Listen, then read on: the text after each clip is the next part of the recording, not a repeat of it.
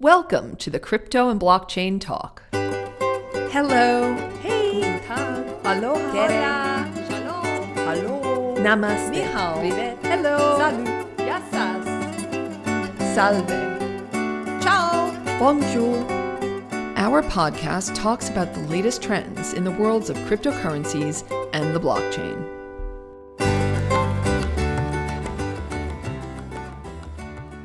Hello, everyone, and welcome to this week's edition of Crypto and Blockchain Talk. And with me today is one of my most favorite people on the entire planet, or even in the galaxy. Today with me, I have Karhrman Ziegenbein. In the first instance, let's welcome Karhrman to Crypto and Blockchain Talk. Hello, Karhrman. Hello! And I'm so lying to your favorite guy in the world. I might be your husband. Good grief, at least sometimes. Jesus. Oh, look, I have big love But I'm for so you. happy. Yeah, I'm so happy that I'm on this greatest podcast on Earth, in the galaxy, even off planet.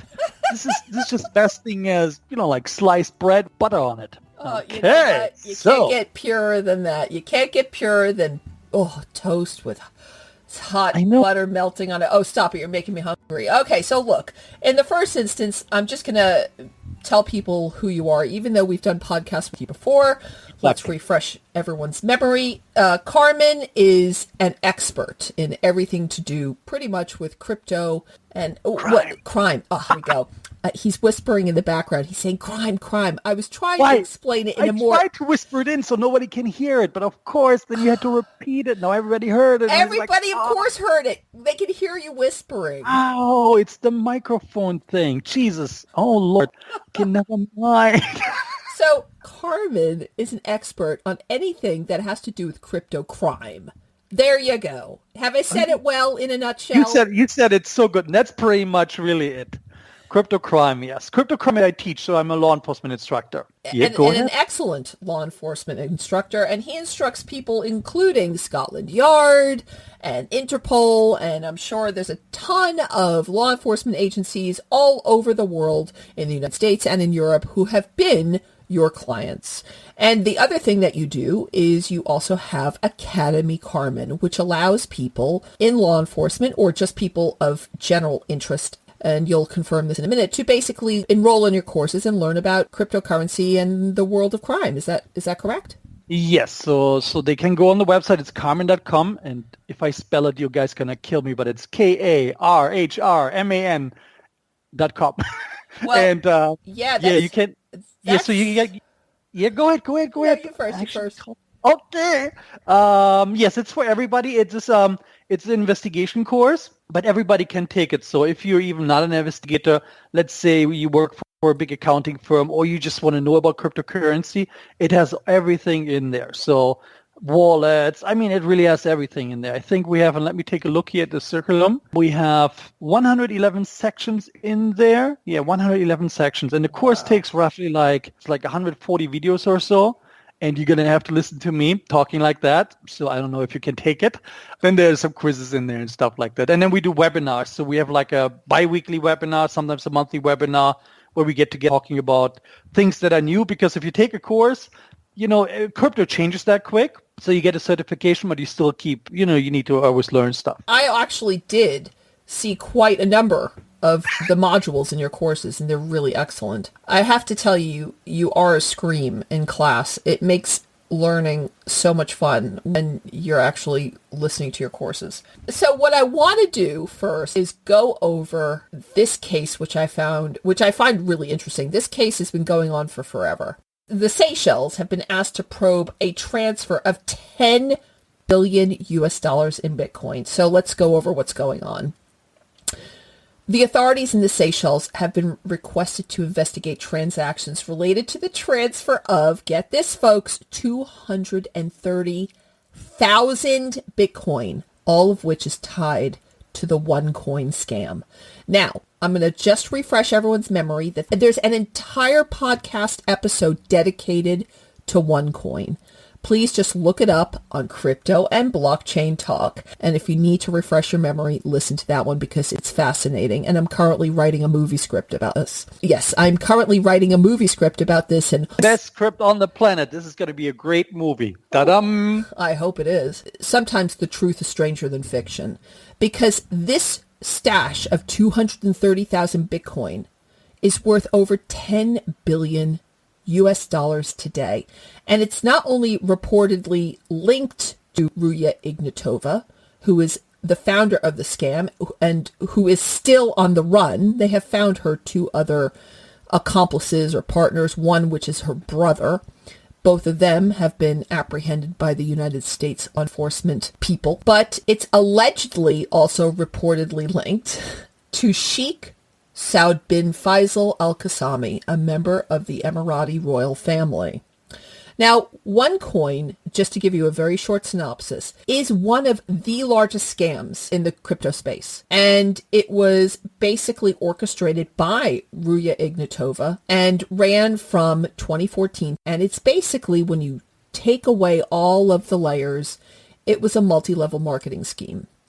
And they used to use the tagline of Bitcoin killer. And I'm just going to ruin a little bit if you do listen to the OneCoin podcast by just telling you that there was never a blockchain and there was never really a project there. But let's not ruin it too much for you. To refresh everyone's memory, because there's a lot of people who are new to the crypto space here, you need to have a blockchain in order to really have a cryptocurrency. So that helps. it does help, yes. So at that time, when Ignatova and her accomplices ran off, all the money that everyone invested at that time was around 4 billion. So that little nest egg that she ran off with has ballooned from 4 billion to 10 billion. And they know that now these assets are in the Seychelles, and it's going to be a bit interesting. And in a minute, we're going to talk to Karhrman about this. Now, attorneys have sent documents to the Financial Crime Investigation Unit of the Seychelles Police, asking for an inquest into these transactions involving the transfer of these 230,000 Bitcoin. The first thing I'm going to do, I'm going to ask you, Karhrman. They don't actually give too much information about this quote-unquote stash, but the fact that it's in Bitcoin makes me feel that this is on in a wallet somewhere. Can you just explain, first of all, when they're saying BTC stash, Bitcoin stash, where are they saying, in your opinion, that they found this? And the fact that they did now find this, which was probably because one of her associates, realizing that they're facing life in prison, and American prison is no Disney park. I mean, that's Disney. Yes. No, I'm just kidding. It's not Disney. It's far from Disney. Not unless you want to anyway, we won't go there. But you get really in shape there. Mm-hmm. Well, I'm not even going to comment on that one. But okay, what I find interesting is that they have this quote-unquote Bitcoin stash, but why haven't they, I mean, why do they have to ask for the head? Why do they have to ask for the Seychelles police to kind of like jump in and get all this? I mean, how come this isn't going faster? Because, there's a lot of people all over the world, 4 billion at that time, 4 billion worth of investors' money, which has gone into this, and they want to see it returned. So, first of all, going back to that question, first of all, what do they mean by stash? How is it being held, in your opinion? And how long is it going to take to kind of uncover the true ownership? Oh, I can only tell you how I would do it probably. Since she is a little bit of a wicked witch, I would say she pretty much has more than one wallet. She probably has a lot of wallets floating around on, offline wallets probably, and then probably some on different devices. So if I would have that much floating around, I would spread it. And then, also spread it, like, for example, with Shamir Secret, putting, separating it pretty much, having different secrets, putting it different destinations. So think of it like this. I have a code, but I can cut that code in, let's say, 6 pieces or whatever. But I need only 3 codes to put it all together again. So if the police finds 2 codes, but then there's still one more needed, they can't put it together. But if I know where they are, I can put it together. So she would have to have probably multiple wallets, a lot of wallets, probably some on, something probably. I would assume some of the stuff is engraved on her hardware, on a phone, on her jewelry, and micro signatures. Then she probably has some other stuff on maybe some on cell phones, pretty much some hot wallets on cell phones where some coins are in there. The thing is that they have to do now is, they would have to find, there's no such thing than just a stash. So a stash could only mean in this case, if they talk about one stash, then she might have engraved all of her private keys, on metal or on paper, or put it written down on paper and have it put somewhere, which it's probably very unlikely. I mean, she probably has some stuff offline like that, but it's probably not in one stash, because even if like the cartels and some other organizations, criminal organizations, they don't put one thing at one place. So with that amount, let's say I have 10 addresses. I have 10 crypto addresses, Bitcoin, BTC, for example, and each of them has 5 or 10 Bitcoins in there. Then I put this on one plate, on one metal plate, and hide it on location A, let's say in Paris. I'm just throwing this out there so that you get a rough idea about it. The next one, I create another plate, and I have another 10 addresses in there, and each of them has a 100 Bitcoin in there, and I'm going to bring this to somewhere in Moscow, put it in a stash there, or in a place there. So then I put this all over the place. So for them to say, oh, we found a stash in the Seychelles, she doesn't have to be in the Seychelles, because it's crypto. It doesn't matter where she is. All what law enforcement needs, or the guys who are doing the recovery of these funds, all what they need is really the private keys, or the seed, or the mnemonic phrase in this case, so which would be like 12 words, 24 words. But like I said, most likely she did multiple wallets and has it, offline, and some hot wallets, and pretty much everywhere. And then she's probably also, like using Shamir's secret and some other things to hide it away, so that they can't get to it. So there's that they can just go to one place. So if they know there are 250 million in there, that means they have multiple addresses, because she would be a complete idiot if she puts it in one address or in one wallet. That would be the stupidest thing on the planet. And that woman is everything but not stupid. I don't know what they would do in the Seychelles. I couldn't really tell you. Maybe all of these devices, somebody has been arrested, and they have devices there, and they think the keys, pretty much the mnemonic, for example, or the seed, is somewhere there in the Seychelles, in a physical location. Because what usually happens when somebody steals or takes on this amount of money, they don't put it on computer or so. The more money or the more cryptocurrency is being stolen, the more they are not going to use the computer. And this is what most people forget. They think, okay, if I have to find them, I really have to be really good in computer stuff to find the crypto. In reality, you really have to be good in finding stuff, because they will write it down on a piece of papers and hide these pieces of papers everywhere in the house, or they put it on the pictures, use Photoshop and put like the first 2 parts in there in one picture, and the next picture, and the next picture. Or they engrave it on the toaster, on the pot, on the cooking pot. But in America, we have these handles, and you can get them empty inside. So you unscrew the old ones, get some that are empty inside. Then you're gonna, write down, for example, if it's the words, for example, or your private key, and then you put it in there. And the same goes also. She's probably not using just one mnemonic or one seed phrase. She probably has hundreds of them. So hundreds of different ones. Of course, she won't remember them all. She's not around just with one. And, she probably has one with a big stash, or with a lot in there, and then she has a lot of smaller ones in there. Now I talked a lot about it, but I quite don't understand what the Seychelles have really to do with it. Only if there would be actually the keys or the seeds would be somewhere in the Seychelles, but most likely not on a device. They're somewhere offline, so hardware, paper, metal sheets, whatever it is. That would be the only thing. But otherwise, I don't know why they would even, why they would go this route and say there's a stash. Well, okay, so there's a couple things here which I can see from some other articles. So according to some UK lawyers, the Bitcoin that allegedly Ignatova and Al-Qasimi transacted, it was absolutely traced to the Seychelles. And they didn't specify whether they were held by a Seychelles-based firm or if they were in a hard wallet in the country, because apparently there were rumors that Ignatova carried all the Bitcoin she stole in 4 hard wallets. That was a rumor. Nobody knows for sure anything. Well, she would be really stupid if she puts it in a hardware wallet, because they're all junk. There's not one wallet I would put $50, or maybe one I would put more in there. But like, so you wouldn't put 230,000 Bitcoins on 4 hard wallets. Yeah, let's say like this. Ledger hardware wallet, sorry to say it, is the biggest piece of junk. They should be taken off the market. Most of the things I get are from the stupid Ledger wallet. So then you have the Trezor.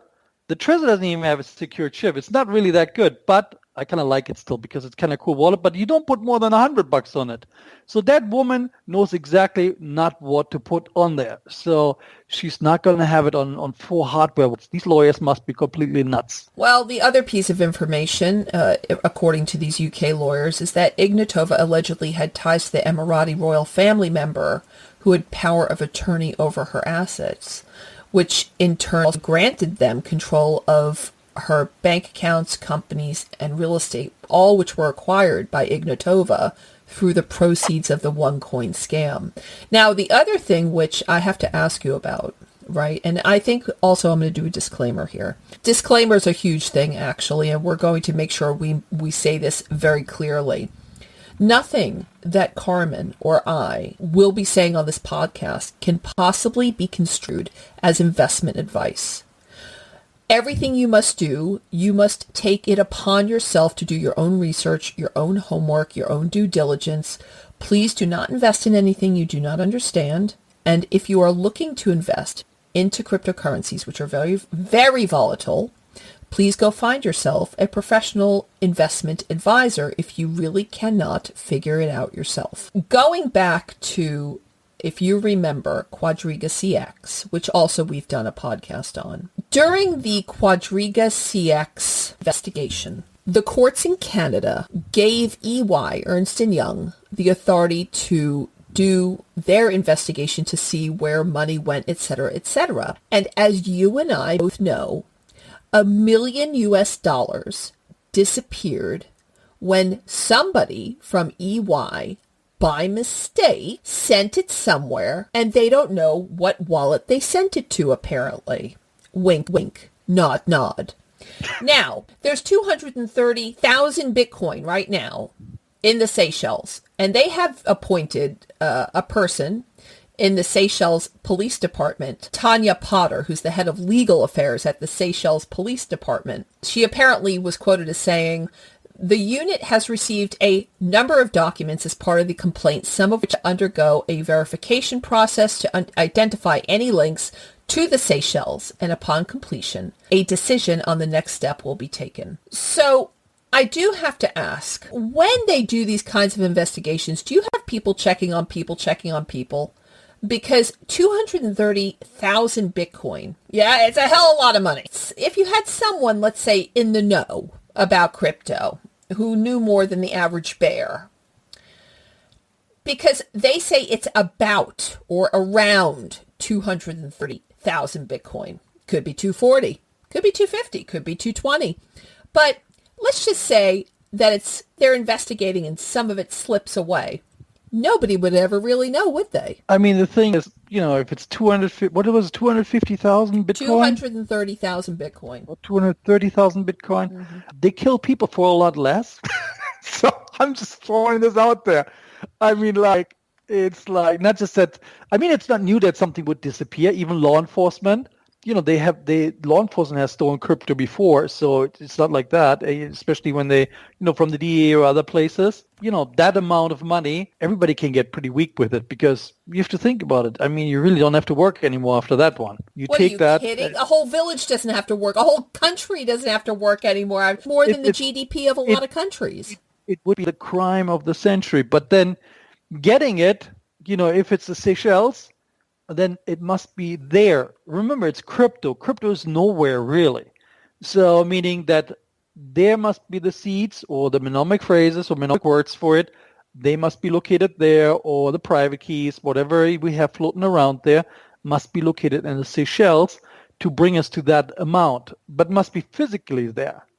So, or they have arrested somebody that has all of these things in their head, which is, you can remember the 24 words, but then I wouldn't even give this rest. Let's say I only have the 24 words and there's all my addresses in there. Somebody hits me over the head, I'm going to lose my 250,000 Bitcoins. So I would be quite upset.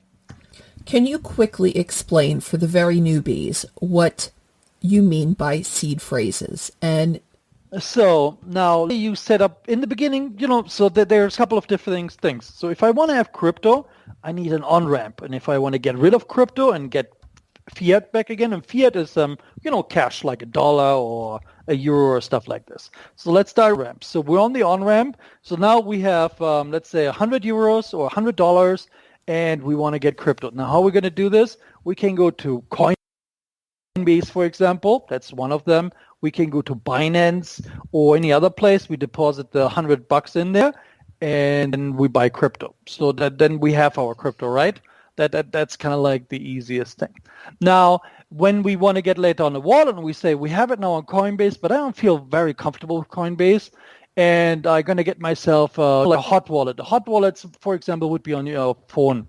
I would say, Mycelium is good. That you can use that always too. So now I say I want to move my coins off Coinbase because I don't like Coinbase. I don't feel secure. I want to have my own wallet.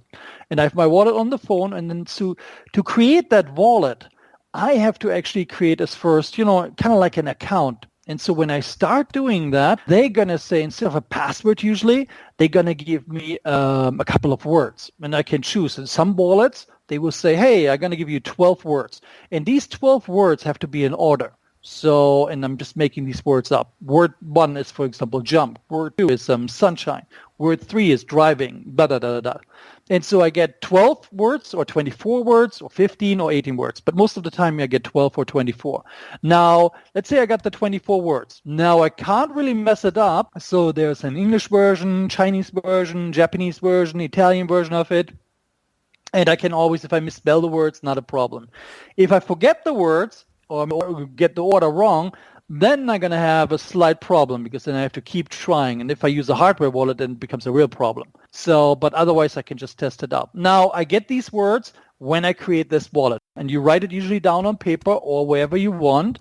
And whenever you want to get to your account or open up your wallet or make a transfer, stuff like this, then you're going to use these words. Let's say I have a lot of money in this one wallet, okay? On my phone, I have 1 million Bitcoins on there, and I have 24. If I can remember these 24 words, then I can move these funds, not just on this one wallet that I just have, because it's now, think of these wallets as almost, it's accountless. There's no, for you still probably think about bank accounts. So I put something in there, then I have to take it out. And for me, if I have, in wallet A, I have the 100 Bitcoin in there. It takes me a second. I just open up another wallet and I use, if it accepts the seed phrase, usually it does, I use that mnemonic phrase, the 24 words, I use them in another wallet, a different product. Okay, it's a complete different wallet, and I put it in there, and then I can import all of my funds into that and move it over there. It's that simple. That's also the problem when you seize funds. So law enforcement goes in, they seize funds, and let's say if they would say, oh yeah, we got now the words, we got the private, we got everything, let's do it tomorrow. Let's get it all done tomorrow. If they do that, most likely somebody else takes it already. So when you seize funds, for example, and you have to go in there and transfer the funds immediately, because you can move these wallets. You can move from one wallet to the other one with just using the 24 words in this, or some people call the seed phrase, a mnemonic, whatever it is in this case. And that's pretty much it. So this is how we come down to the words. Now, most people will have multiple ones, so multiple accounts, or let's say multiple wallets, and then they have multiple sets of these words, and then they would hide these words somewhere. And that's usually the way how you get your stuff. So in the old days, they were looking for the seed phrase or for the private key somewhere on the computer. But only idiots put anything on the computer. It's as basic as that. If I, for example, I make a transfer on Coinbase or wherever I am, and I do a copy and paste of the address, when I do it in the browser, somebody already can steal my stuff and change actually what I put in there, what I copied in there. I paste address ends with that I copy, and when I paste it, it has a B at the end. Okay, it goes somewhere completely different. That might have happened to the EY guys. I mean, chances are when they write it wrong, it goes somewhere. but I probably might think it might have been a copy and paste, and that computer probably wasn't that secure. That's just my guess. Usually you would really write it down by hand, and somebody else would watch you and then control it. So double check, QA, kind of quality and short. But that's pretty much it. This are the words. So again, the words, super easy. You create a wallet, but not in Coinbase, but you create a wallet, for example, like, Mycelium or something like that.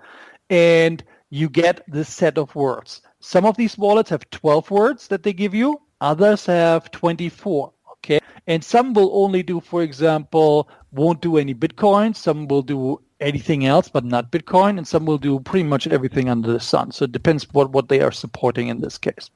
So, but the words is something that you're going to hear often, very, very often, if you get outside of the Coinbase word or Binance word, for example. Everyone will have learned something from what you said. I think the way I want to kind of close out this piece, though, with the Seychelles, the UK lawyers are basically saying that the Seychelles should look into these claims very quickly. Otherwise, it's going to tarnish their international image, which, in my opinion, from doing a lot of research over my life, the Seychelles didn't exactly have the best image in the first place when it comes to AML and, everything else. I mean, it's kind of... They're the Seychelles. It's kind of a joke. But anyway, one of these lawyers said, if the Seychelles lacks the ability to regulate crypto asset transactions worth billions, then there are serious anti-money laundering issues raised about cryptocurrency companies that choose to base their operations there. And what I would say to that is, that's exactly why cryptocurrency companies want to base their operations there. Do you have any last thoughts on that one? It's right. I mean, 90% of all of the crypto assets that you have, or projects, we call them projects, really. I mean, they're assets or projects, but really, in reality, they're software projects. And 90% of them are going to be dead within the next 24 months. And so you're going to have 10% left over, and out of them, some of them are going to die. And then out of the 90% that are dying, you're probably going to have half of them at least kind of like scams or scamish, because they say, hey, we're doing this project, and hey, and Bitcoin, they don't have a token, they don't have a blockchain, they don't have anything. They only have a pretty website, so, and that's pretty much it. So, yeah, it's a lot of scams out there. That's what you always have to watch out for. So again, security advice. Try to avoid most of the hardware wallets. And the thing is, if you buy something or if you were interested in a project, then get it. But read us first what the project is about. What are they actually building there? Because it's not like, hey, this is not gold or special metal. It's really a software project. That would be it. And the Seychelles, yes, they always have AML issues, by the way, anti-money laundering. It's very surreal, quite frankly, that they would even give that quote. But anyway, we'll move on to the next very fascinating story, which is the one surrounding Poly Network. Now, you must know about this one. This is just amazing. This in itself may have to be my next movie script. The Poly Network has just recouped $610 million, which was stolen from their DeFi platform. Do you know how they recouped that $610 million? No, but you're going to tell me now. The way they recouped... Guys, truth is stranger than fiction. The way that they recouped this $610 million US dollars worth of crypto was they offered the hacker a job as the chief security advisor with Poly Network. And the guy who did the hacking, who, by the way, I'm a huge fan of, his name is Mr. Whitehat. Oh, yes, I remember now. Yes. Okay, well, look, I know I shouldn't say I would a have fan not of a given hacker. it back, by the way. Well, I mean, I know it sounds strange, but I mean, I am a fan of Mr. Whitehat, because if you can, first of all, steal $610 million worth of crypto and then turn that around to get yourself a job offer, to me, that Catch Me If You Can. You know, the movie, the famous movie about, what was the guy's name again? Abernathy in real life? Pat Abernathy or something like that? Yeah, Tom Hanks and Leonardo DiCaprio. So basically, what I loved was Mr. Whitehat actually wrote, when he stole this money, to the Poly Network and everyone else who could obviously read these messages. He wrote things like, why have I stolen this? for fun. And then he wrote, why hack into a multi-chain platform? He said, because multi-chain hacking is hot. This guy is unfreaking believable. I read these messages and I thought, this guy has an awesome sense of humor. You know what the funny thing is I think men don't understand that intelligence is like sexy. Women are different from men. Men are very visual creatures. Women, a lot of women out there, they just like intelligence. You know, Mr. White Hat would probably be the hottest thing on Tinder if he just posted the message thread that he had with Poly Network, because I got to tell you, it is absolute legend. And the funny thing is that he basically said that he was trying to point out some crucial facts about crazy DeFi world, which, by the way, I mean, he didn't really have to do the significant hacking in order to prove this. He absolutely, more than anyone, got the point across because, I mean, to be honest with you, many people, including people I've interviewed on this show, have been giving warnings about what's going on in this crazy DeFi world. But what I really love is also the fact that he actually signed his messages to Poly Networks, your chief security officer, which is who he essentially is now. And so, you know, this is absolutely hysterical because Poly Network must be just absolutely embarrassed to crap. You know, the money was released to them in full in different phases, and the remainder was released when when Mr. White Hat shared the key to the multi-sig wallet. This is the quote, actually, that was given by them. Poly Network has successfully retrieved all of the money. And you see, this just goes to show you the twist that companies do. And this is a good form of crisis PR, which I am an expert in. But I have to tell you, that's wrong. They didn't successfully retrieve donkey doodles. Basically, Mr. White Hat, he said, I'm not a thief. I'm just trying to show you in the hardest way possible. Unlike what SaveDroid did, if you guys remember the SaveDroid scam, but we won't talk about that at this very moment.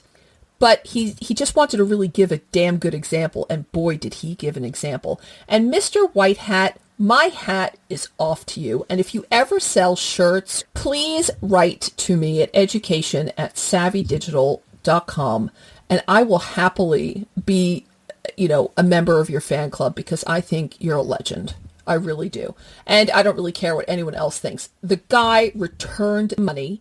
He first of all hacked the system, got the money, returned the money, making it, by the way, one of the biggest, this makes this one of the biggest hacks in history, in crypto history, by a guy who returned all the money. And, you know, and the Poly Network actually said in an open letter, law enforcement in any country will regard this as a major economic crime and you will be pursued, but you should talk to us to work out a solution.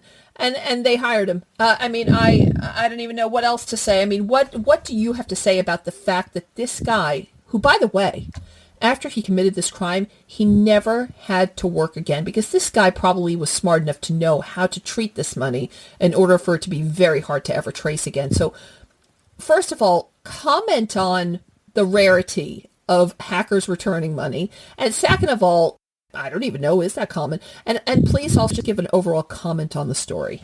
No, it's not common. I mean, I would probably have, I think everything that is close to $1 billion, I mean, this was a lot of money already. So it's like, this is a lot of money. The dude is a real nice guy. I mean, like, really nice. I mean, like, he could make a movie about him. That's actually a good one, too. You should write a book about him. Won't give it back. Even I would think $1 billion. If I would see $1 billion, I don't know if I would be strong enough. I probably would be strong enough, but still, it's like, wow, it's a lot of money. So, and he probably would have gotten away with it, so he didn't have to return it, really. So, yeah, they wouldn't have ever caught him.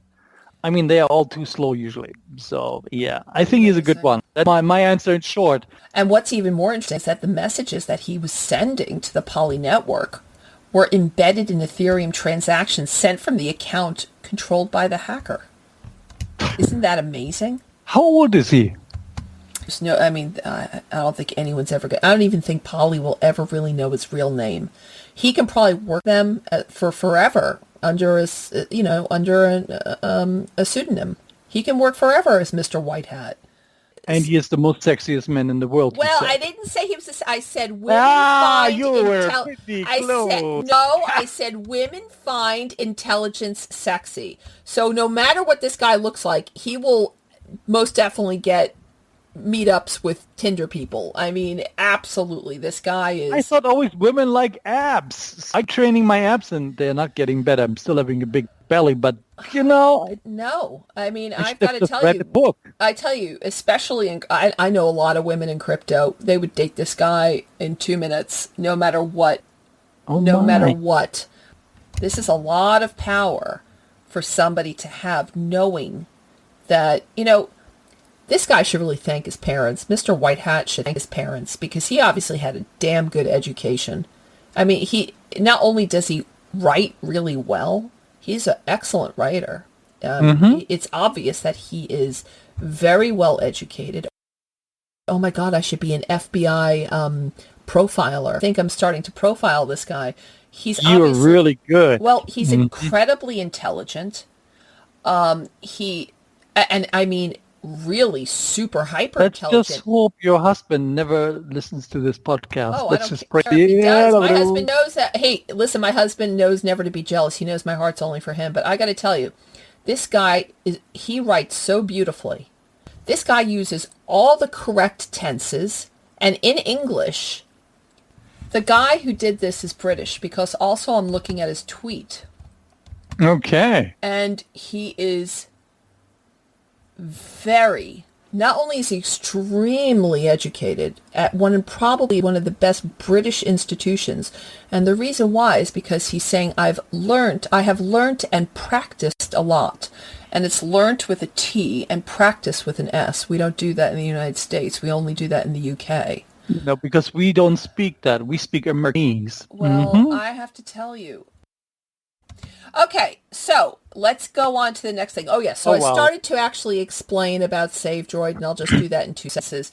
SaveDroid was an ICO who played a very stupid trick, which people to this day aren't very sure if it was supposed to be an exit scam or if it was supposed to be the C-levels at SaveDroid who were trying to teach people a lesson about how ICOs were not really that safe and secure. Nobody knows really what the story is, but they pretended to do an exit scam, $50 million worth of investors' money from all over the world. And like I said, this is the very short version. The long version is on one of the podcasts we've done. But the way that it ended was the CEO from SaveDroid posted a picture of himself having a beer on a beach, and the very unhappy community on the dark web found him by overlaying Google Maps to the image that he posted, and they basically found him and they said, "We have found you. We are sending people to come and visit you." In other words, probably kill him. And the next thing you knew, the guy was like, it was a joke. So nobody knows exactly what happened with SaveDroid. But you never hear of them anymore, so I don't think it all went well for them. Okay, so as you know, El Salvador has adopted Bitcoin as a legal tender in their country. And the El Salvador police detained one of the country's most vocal Bitcoin critics. Yeah? And after a few hours in custody, this computer scientist was returned to his home. But, there seems to be a lot of against, their president rolling out Bitcoin as legal tender. And I just wanted to know what you felt about that, because, 3/4 of Salvadorians said that they had reservations about using Bitcoin. They weren't happy about it. So what do you think about this? Because, you're a world traveler. You know what the feeling on the ground is. And so I just wanted to ask your opinion on that. I mean, my opinion is that the president of El Salvador is a really rich man right now, I think. Absolutely. That's kind of like what I think. My opinion is really it wasn't good for crypto. It wasn't good for anything really, because it's a corrupt country with a corrupt president. And now it is using crypto as pretty much, the replacement. And of course, he probably shuffled half of that money into his own wallet, pocket, whatever you want to call it in this case. So that was a bad day for crypto and really bad for the people in El Salvador, of course. Another thing is El Salvador is not the most progressive country. Let's say it like this. So now, who the hell is going to use crypto there in the first place? Are we going to have 100% adoption there? And if all of El Salvador would use crypto, how fast, what the transaction speed and, how many transactions you can do with Bitcoin, Ethereum. I mean, at least with Binance it's faster, and you can do more transactions. You have a better throughput. But the rest is they're all like, you can't really run a country. You cannot even run Macy's in Manhattan on that. I mean, if you would do that, nobody would buy anything because it's as simple as that. Now, South and Central America is really like the cartels and everybody is getting all more into crypto. And now with Afghanistan, back to the Taliban, they doing number one producer of opium and heroin. So there's going to be a lot of dealing going on. And then a lot of crypto. Like the Sinaloa cartel and some of the other ones, they already start, with new generations, they all start using crypto. So it's not going to be good for crypto, I think. 3/4 of the people are anti-Bitcoin. I find that very, very interesting. 3/4 probably don't know how to use it. Well, I would say actually 9.9 don't know how to use it. Most of these countries actually have a high cell phone usage. So like the African continent, South and Central America. I'm looking it up right now. Well, listen to this. You actually hit the nail on the head. The country's mobile phone penetration rate in 2015 reached 146%, meaning there's 1.46 mobile connections for each person in El Salvador. You see, this is when you're on the ground. You know what's going on. That's why I asked your opinion. Well, so... The young ones can do it, but not the older ones. You have to think about, not just think about also the senior citizens. Just think about them, or like the people, 40 and up, even 30 and up. Bitcoin it's a completely new thing for them. And then the price fluctuation of Bitcoin. So it's all not going to work. So usually I would, the younger ones might get a grip on it. That's a goal. But then anybody at 30 and up, probably not. Then you have senior citizens, definitely not a go. The throughput of Bitcoin, so transaction speed and throughput, how is that going to work? If all of them, they all decide now we're going to buy something, or do something with it, it's just impossible. This man is a really terrible person, let me say that. Their transactions most likely won't go through if they all want to buy something or use it for something. That's the biggest thing. It's something... Think of it like this: you are at the super Walmart, okay, and you have 5,000 customers in there, and you have one cashier. How long is that going to take? That's what you have with Bitcoin. It needs like 1 million layer 2 applications to get going. I mean, if he would have said BNB, the Binance coin, then I would have said, okay, it makes a little bit sense. Not much, it's a lot better because with that you have, Binance Smart Chain. Faster, so you have Binance Chain and the Binance Smart Chain, and then it's faster too, and has a larger throughput, and with the Binance Smart Chain has some smart cards, and the Binance regular chain does not have, but they run in parallel, so that's good. But that Bitcoin is just madness, and you know that he did it because he wanted to, fill his pockets. Well, and he's done it probably. El Salvador has a lot of cartels, drugs, crime as well. So, you know that he is probably like best friends with everybody there. I have our last piece, which I wanted to talk to you about. I am so excited. I can't wait to hear about it. Well, Russia's financial monitoring agency wants to profile crypto users. Okay. So it's a proprietary software which is being developed by this company called Rosfin Monitoring. So This company has been hired by the Russians to create a product that allows for the monitoring of people who are buying crypto and using crypto, and all to see if they are involved in criminal activity. Baloney. Well, it may be baloney. They can't build something like this anyway. Well, that's why I find it interesting, and I was going to ask your opinion, because apparently this proprietary product is supposed to maintain a database of cryptocurrency wallets related to criminal activities and terrorism financing, and even monitor the behavior of cryptocurrency market participants. And this, by the way, is a system which they say when it's built will work. Now, before you say anything, the system is also going to help identify said crypto users, profile them, and check and see if they're involved in any criminal activity. Now, last August, so a year ago plus, Rosvin Monitoring mentioned, actually, I don't want to date this podcast, so let me do that again. So in August of 2020, Rosvin Monitoring mentioned already that they had plans to build a transaction tracking tool, basically, which they were going to build to move the anonymity of crypto users.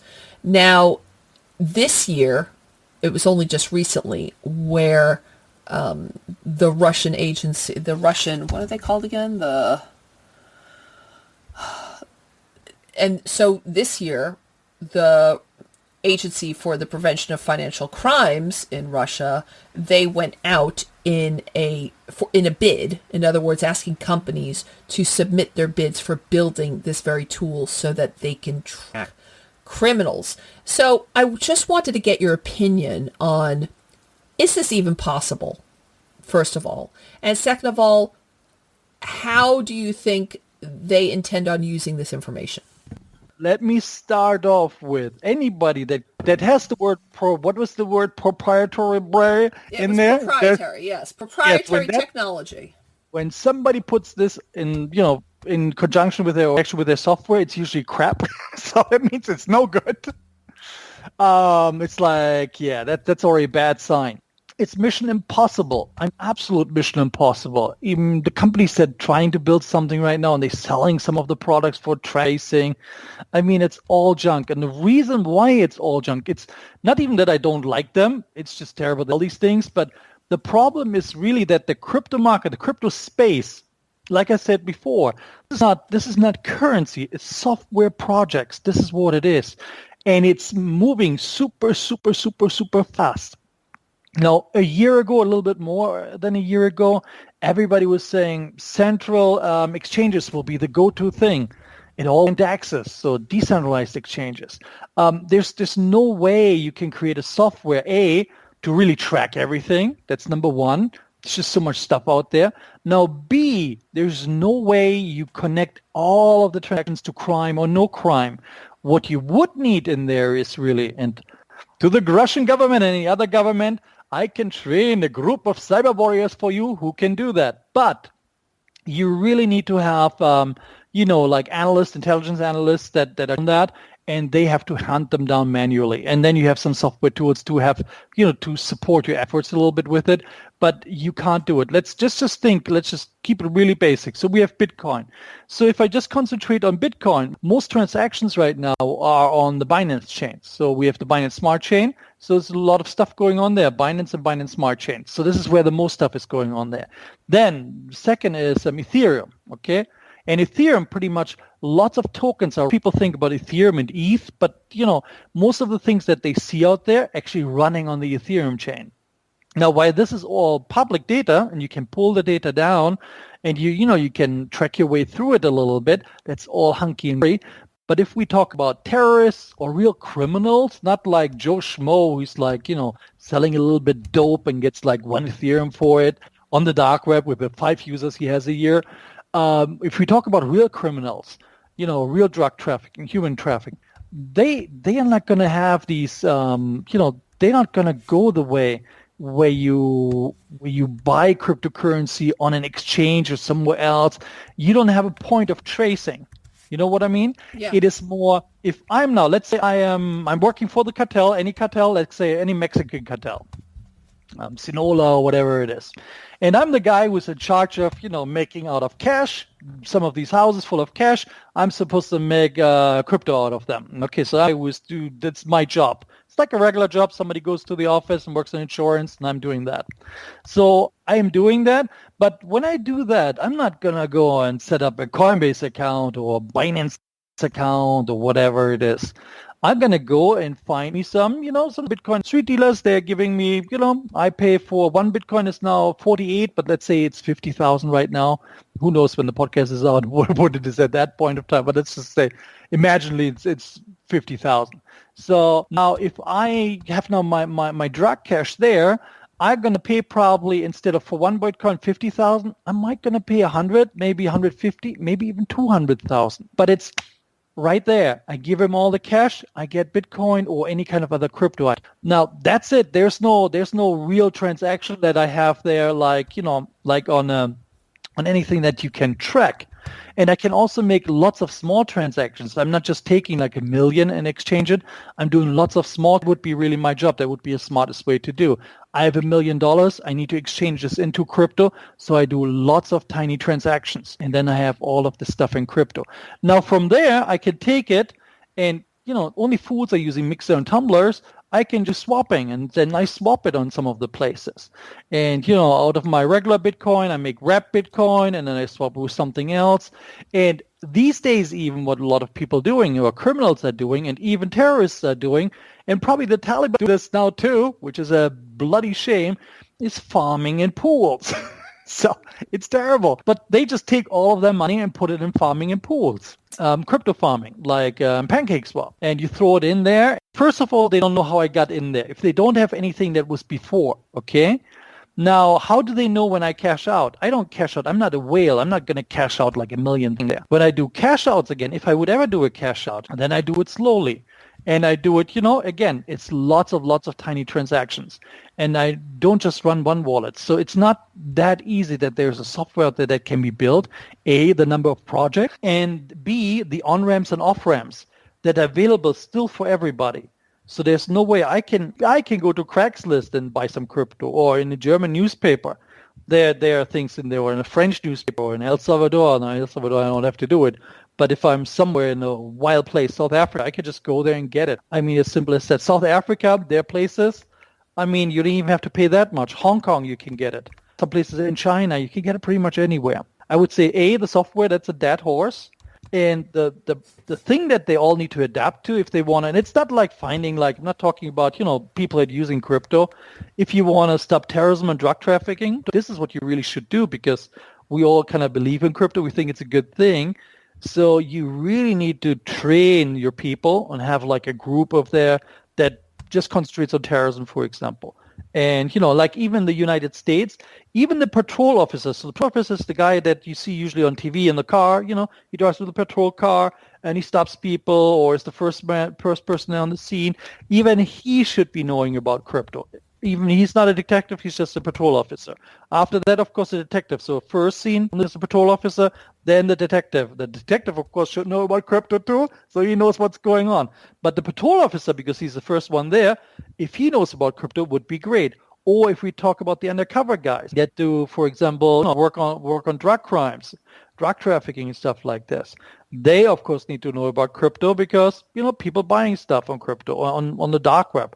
Of course, now the dark web is a dead horse now too, because everybody goes to the decentralized web, direct. So the blockchain-based web, you could call it, or Web 3.0, for example. Karhrman, I love doing podcasts with you. They're always so fun and they're always so informative. And I think that a lot of people have learned a lot of things, a lot of information here, which will make people, I think, really want to learn more. I want to thank you so much for coming on to Crypto and Blockchain Talk. It was my great honor, my dear. My great honor. Why, thank you. I'd like to thank everyone for tuning in to today's episode. Please tell your friends and family to download this podcast on a myriad of podcasting platforms. In addition, this podcast will be streamed on our sister radio station, Crypto 24 Radio, which plays news, music, and these beautiful podcasts 24/7, 365 days a year.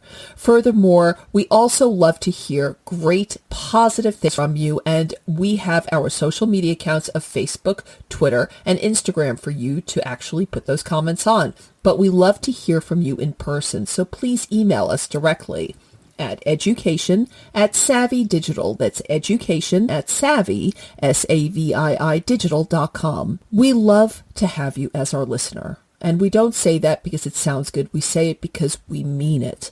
When you tune into this podcast, you have no idea how great that makes us feel. So please be safe, take care, and goodbye for now.